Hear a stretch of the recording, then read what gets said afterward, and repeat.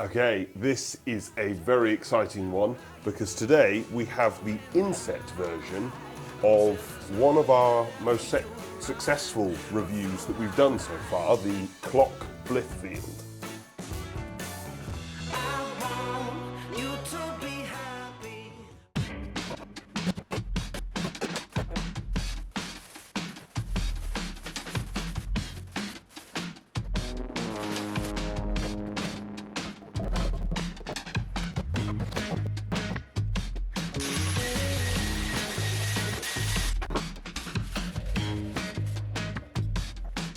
So, well, what have they changed?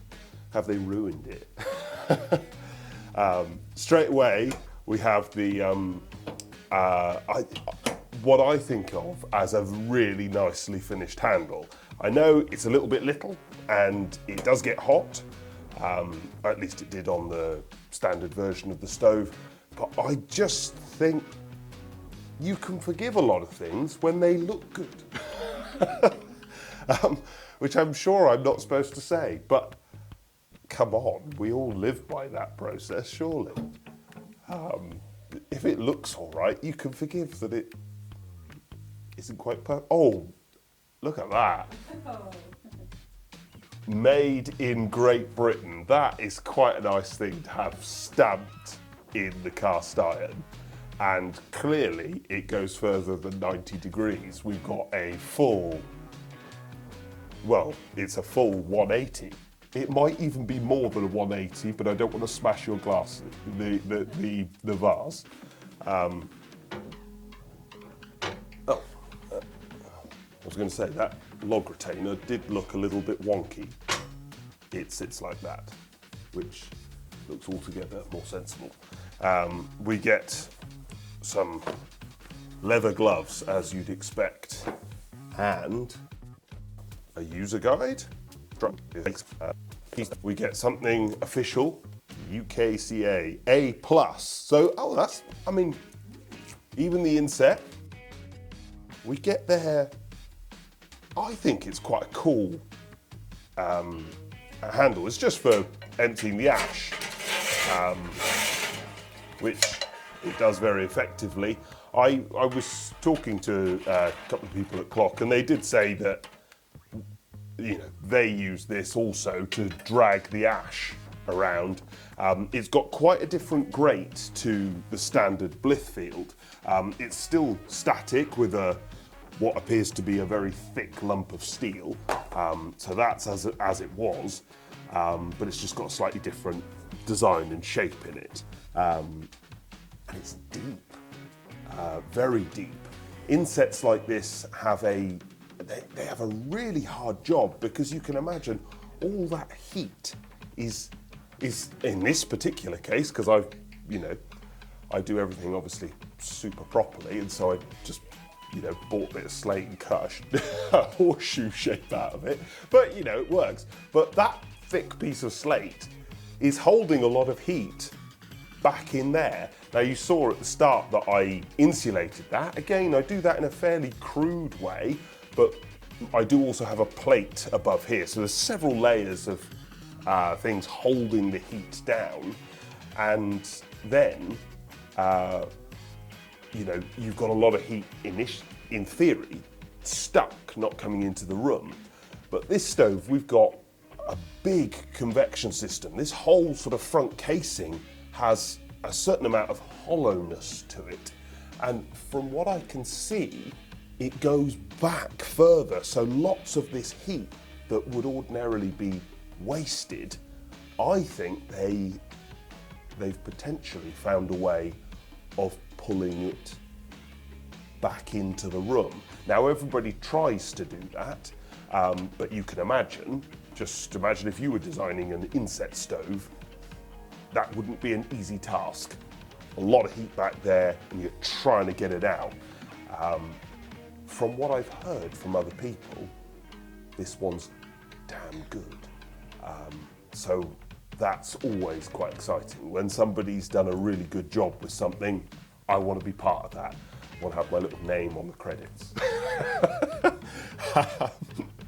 Clearly, I don't have any any credits for this, but I want to play with it still. We've got, you know, the normal. Oh, interesting. That's interesting. Now, I don't know whether this is because they've reduced the control or they've done something that isn't as good. But previously with the Blithfield, you do quite a lot of turning. This is like quarter of a turn from fully open to fully closed. That was one of the things people would put in the comments of, you know, there's a bit of turning to do. I mean, I actually quite liked that because it's, you know, you could be more precise perhaps. It's quite fun, it's more interesting, but equally, I quite like the quarter turn as well. It's a fairly minor objection, I have to say.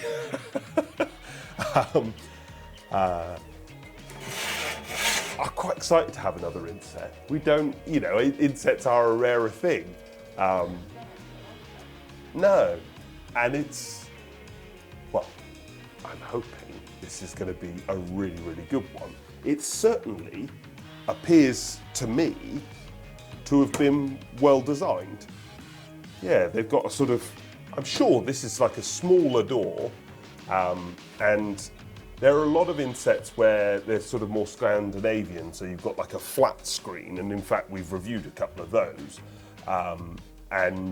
that's a much more sort of Scandinavian idea, and they're often quite small. This one is interesting. This is much more a British design where we've got it fully inset but also partly built out. It goes back to the sort of the old days of old Rayburns and Parkrays and those sorts of things. You know, people who lived through the 60s will know a Parkray, I'm sure. But this is, I would expect, nothing like a Parkray. Probably you know, a much more advanced thing. But the design language sort of harks back to those times. And so that's quite familiar, suits a lot of our fireplaces, and I like it. There's a certain feel and Britishness to it, which is, I don't know, maybe it just excites me. Amy, do you have anything to add? Obviously, it's designed to fit into that British standard 16-inch fireplace. So British standard 16 inch is 16 inches wide, or about, what's that in centimetres? 410, something like that. And about 22 inches tall, which is about 550. So they're all made to those sort of dimensions, but yeah, it does force sometimes the shape. Changes how a stove works, doesn't it? But I guess Yeah. it's changed quite a bit because it's an inset, so Yeah, the air system will be different. I think it will be almost unrecognisable. You know, I hope it's still very good, but clearly you know, that's definitely very different to how it was. As you say, the shape of a stove. I mean, interestingly, this looks relatively cube-shaped inside, which is a good sign. Yeah, it's a very good sign. We've got a fly misbehaving. Clear off. Anyway, thank you very much for watching. This is obviously quite an exciting review. We've tested the original. This is the inset. Who knows, maybe this sets the standard for insets in the future, but we're going to find out. Thanks for watching.